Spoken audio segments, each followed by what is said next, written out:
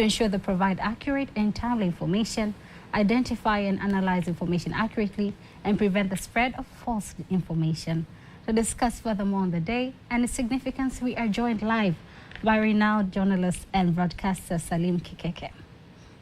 Thank you so much, Salim Kikeke, for your time. Welcome to TBC News. Thank you, Teddy, for having me. First and foremost, what is the significance of this day? Since we started celebrating World Press Freedom Day, I believe, since 1993, I think it's a day where journalists look back and reflect on what we have been doing for the past year or so. So all around the world, as we speak right now, we have journalists who are being prosecuted. We have journalists who are behind bars, and journalists who are being persecuted. So we understand how difficult our job is, but sometimes we have to report on very difficult conditions. We have journalists working in war zones, for instance, and this is our opportunity to have a look and reflect on the dangers of journalism around the world. Now, we understand that there are a lot of measures that have been taken to make sure that the profession that we're in is safe, but obviously you can't guarantee a 100% safety in what we do, depending on where you're working on.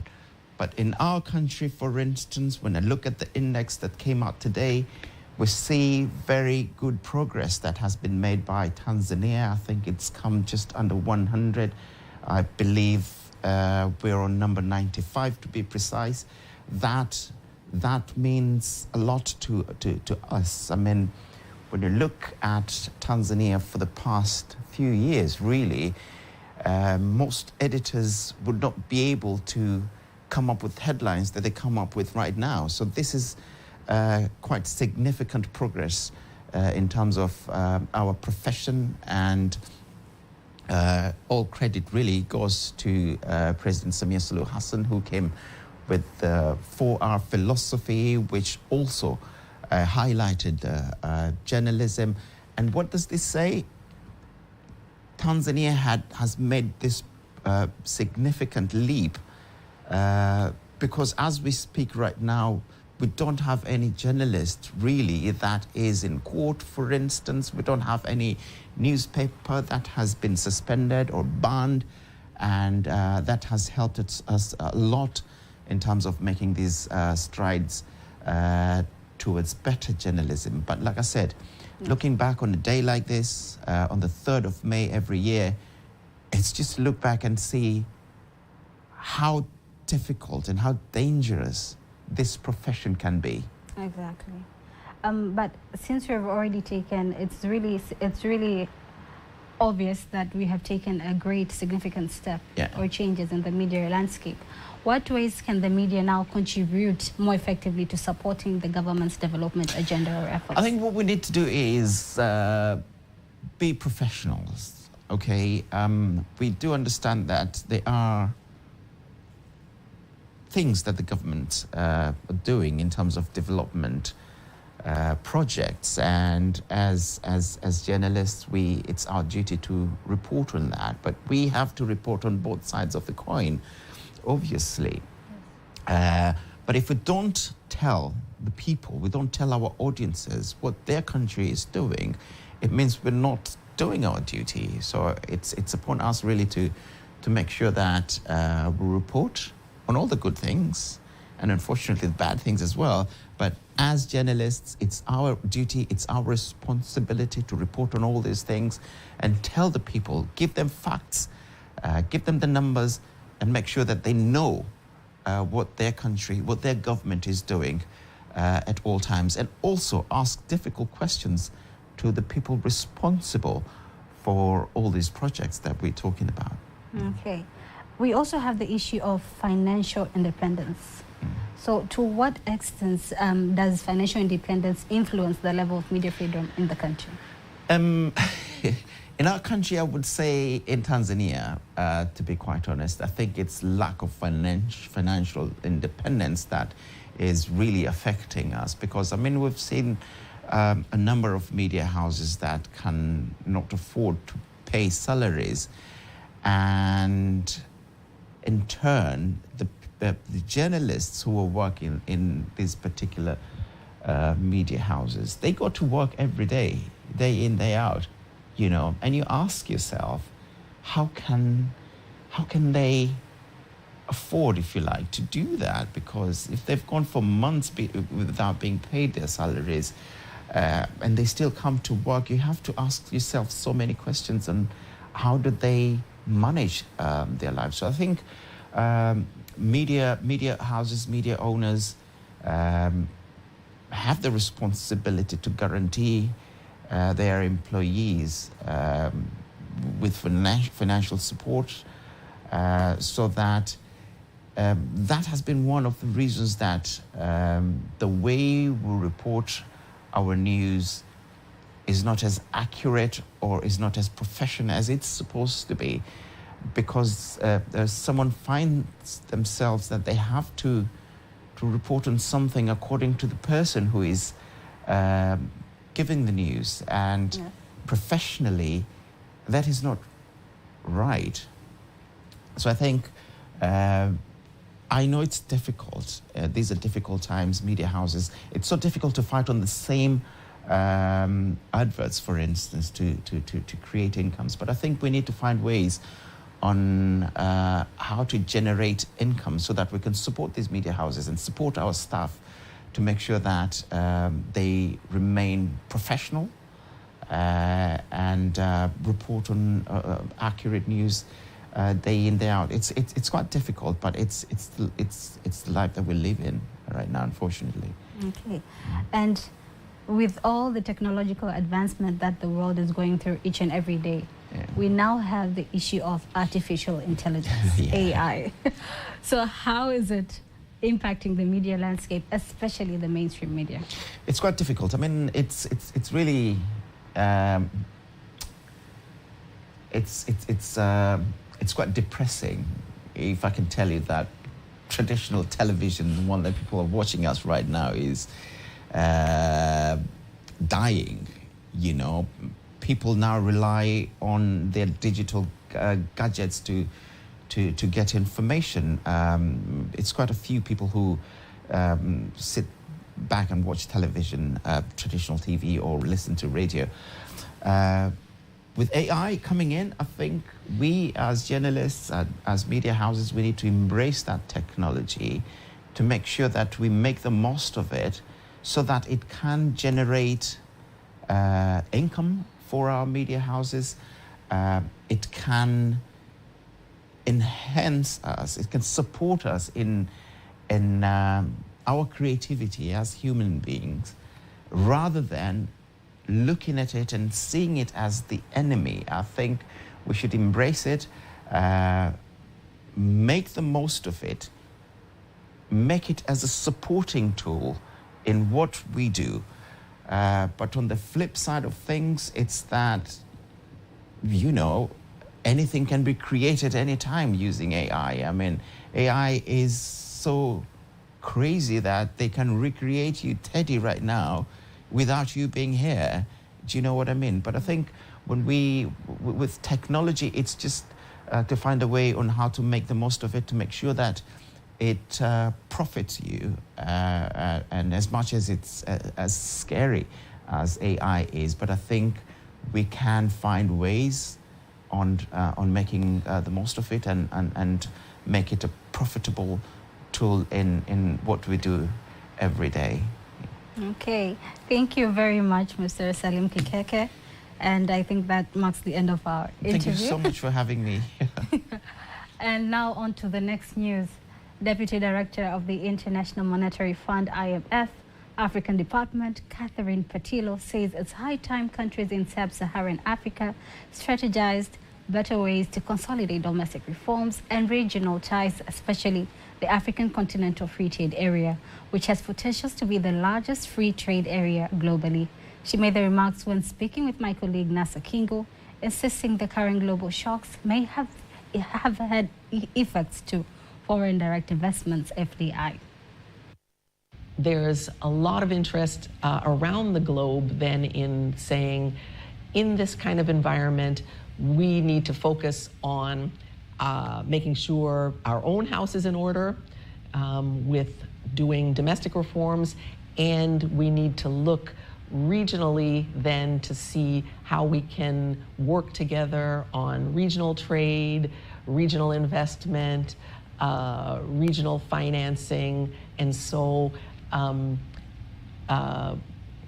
initiatives like the Africa Continental Free Trade Arrangement, which would be actually the largest free trade area in terms of population in the world, so tremendous potential for increasing trade, investment, growth, having more momentum on that, which would imply, the need for really stepping up the measures that governments have committed to, supporting that also with other things like improvement of cross-border payment systems. All of that would be a real positive for the region.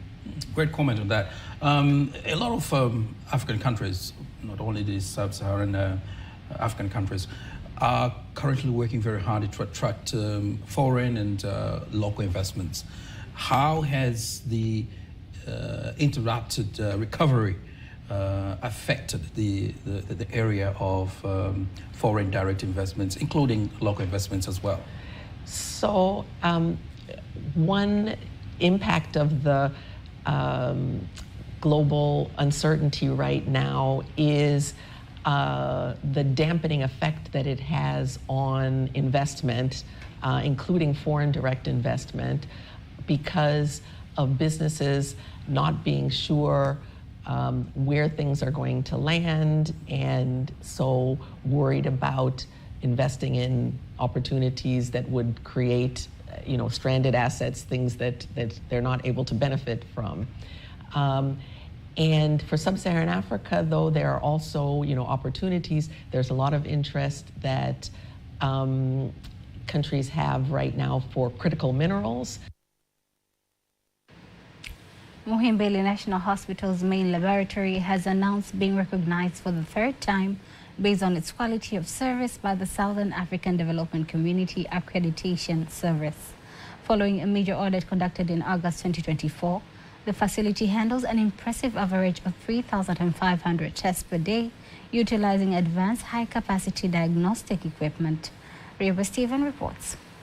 Speaking to journalists during the commemoration of the 10 years of international accreditation of the main laboratory in Dar es Salaam, Dr. Mohamed Janab, Executive Director of the Muhimbili National Hospital, urges citizens to place their trust in the local laboratories instead of seeking expensive diagnostic services abroad. He calls for a greater collaboration among healthcare institutions, encouraging hospitals across the country to send their samples to Muhimbili as a part of the joint effort to improve the health and well-being of the population.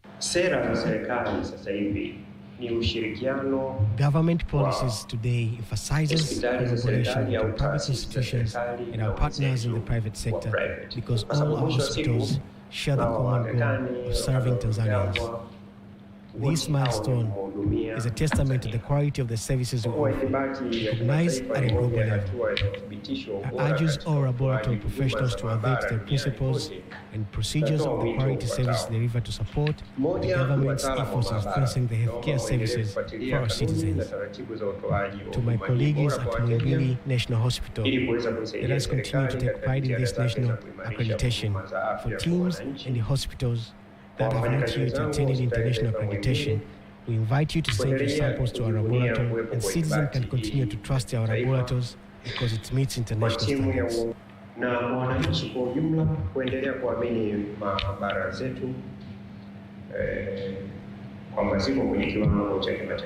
Adding to the remarks, Dr. Mbonea Yonaz, Director of the Clinical Support Services, highlights the significance of the achievement. He notes that the milestone not only strengthened diagnostic services, but also ensure the delivery of the high-quality practical training for medical laboratory students, reaffirming Muhimbili's role as a cornerstone in the country's medical education system. That our services have improved and they are assured of the service. First, the doctors are sure of our results, but again, the patients and the general public. But secondly, the lab is also used for research purposes. So institutions like NIMRI, MUHAS, the university, Ifakara, and other individual researchers, they use our lab to perform their various researches which require doing laboratory tests. The laboratory began its journey towards international accreditation in 2009 with the support from the Abort Fund. In 2014, it achieved the ISO accreditation through the Southern African Development Community Accreditation Services, marking a key step in aligning with the global standards. Robert Stephen, TBC News. Pan-African Lawyers Union, PALU, and other African civil society organizations, including the Environmental Lawyers Collective for Africa Natural Justice Initiative, submitted a formal request for inventory opinion to the African Court on Human and People's Rights on how African head of states and African Union and its organs deal with the content of accelerating climate crisis. Speaking in Arusha, the Chief Executive Officer of Pan-African Lawyers Union, PALU, Donald Dare, said that they seek clarification on the human rights obligations of African states, both positive and protective, under the African Charter, and the submission focuses particularly on the right to life. This is something that we, as civil society organizations, are allowed to file. We all know that we're living with the climate crisis and we're feeling the effects, especially the negative effects on Africa as a whole, but especially on vulnerable groups, women and children, youth, persons with disabilities, elderly persons, and so on. So we want the court to give an authoritative guidance to our member states and to other organs and institutions of the African Union, and also the regional economic communities, on what our states should do to protect and promote the human and people's rights of the people of Africa in the context of the climate change. Lead drafter Zimbabwe Chimga and Nomasango Masie Moyo, the coordinator, insists that the request submitted to the African Court aims to determine some of the most extreme questions in the continent on climate justice. Requests the African Court to determine some of the most existential questions on the continent pertaining to climate justice in terms of the rights and obligations, the rights of the African citizens and the obligations of states in terms of climate justice and environmental justice issues. This process is going to be incredibly important for some of the vulnerable groups that we've highlighted, women, children, people living with disabilities, but it will also be incredibly important to litigators themselves, lawyers who are already doing the really challenging work of fighting in their own domestic courts for the protection of the environment. The director of the Department of Economic Diplomacy and International Trade at the Ministry of Foreign Affairs and East African Cooperation, Ambassador John Olanga, has led a Tanzanian delegation in talks with Vietnamese companies focusing on various business and investment opportunities available in the country. The talks aimed at persuading the companies to come and invest in Tanzania in various sectors, including construction, modern fishing, agriculture, and exploring markets for agricultural products, including cashew nuts. The leaders of the companies visited have expressed that satisfaction with the opportunities and incentives provided to investors in the country, and have expressed their readiness to start following the procedures to invest in the country. The companies that were visited include the Vietnam Association Seafood Exporters and Producers Halbin Construction Corporation and Vietnam Cashew Association.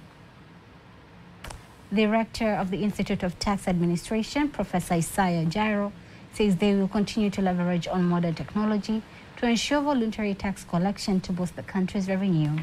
He made the remarks while briefing journalists in Dar es Salaam on the next tax awareness symposium, which is expected to be held on 8 May 2025 in Dar es Salaam, with collaboration of Tanzania Revenue Authority, TRA. The theme of the symposium will be to widen the tax base and to enhance voluntary tax compliance.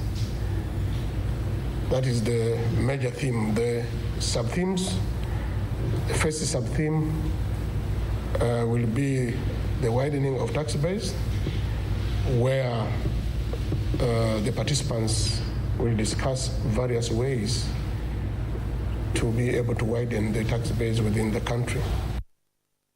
Furthermore, Professor Jaro says the symposium will engage more than 200 tax stakeholders as part of strengthening policy which will enable people to pay taxes voluntarily for the wider interests of the nation.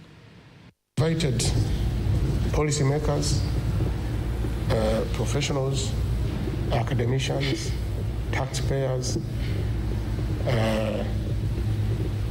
taxpayers associations, as well as the media to participate, to discuss, so as to come up with the solutions that will help the Tanzania Revenue Authority to be able to widen the tax base and also to enhance voluntary tax compliance. In an ongoing effort to improve English and other languages proficiency in the country, teachers have been encouraged to adapt alternative methods to help students strengthen their language skills. Speaking at the English Festival, the head teacher of Chisima schools emphasizes the active student participation in discussions, along with a variety of language exercises, remains one of the most effective strategies. Achieved a lot. First of all, our children, you've seen them here expressing themselves very well in English. We are trying to promote them to be confident and speak in English. Apart from that, there has been talent, a lot of talent shown here. Some who have been making speeches, some who have been dancing. So it is all about promoting their talent and also promoting English speaking and also promote the performance of English as a subject. Students from the school also expressed their appreciation for the festival, describing it as a key contributor to developing their critical thinking skills.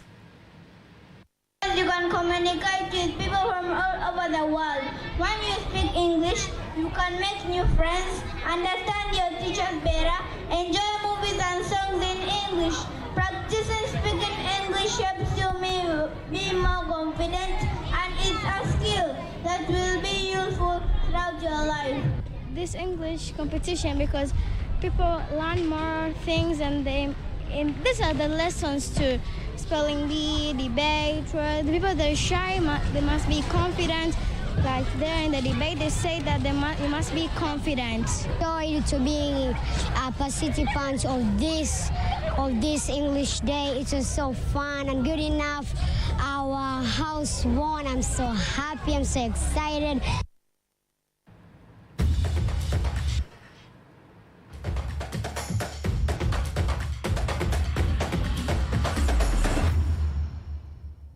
And in sports news, an American basketball coach, Rodney Carr, has emphasized the need of supporting young, upcoming basketball players through investment in specialized talent development centers, citing the rapid growth of basketball in Tanzania.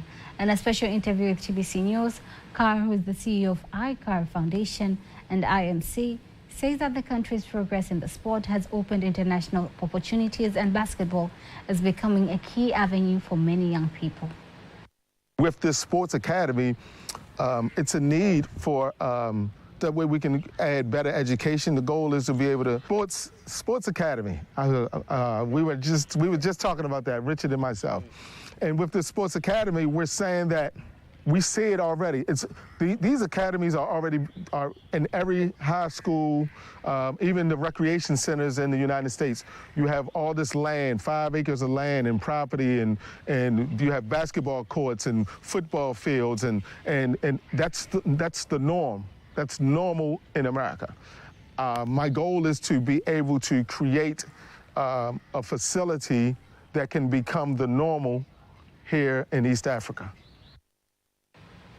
And that marks the end of our news bulletin for tonight. Do not miss our next bulletin in Kiswahili at 11 p.m. On behalf of the whole team, I am Teddy Mparinyenga. Catch us again next week on Monday, same time.